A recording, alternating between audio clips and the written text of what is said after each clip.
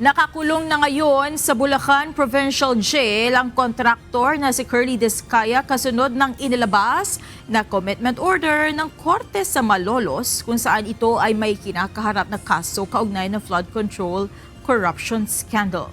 Ayon sa abogado ni Discaya na si Attorney Cornelio Samaniego, tiwala siyang malulusutan ng kanyang kliyente ang kaso.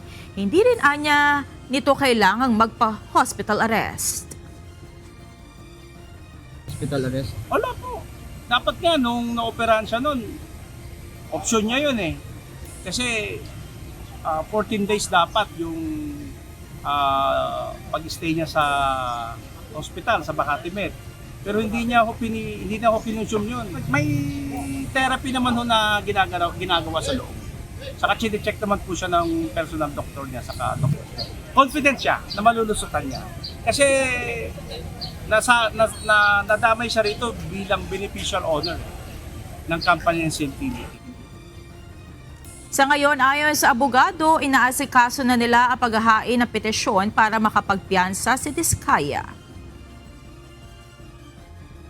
Kasi kaya nakikita namin ang petition for bail, gawa nung guilt is not strong.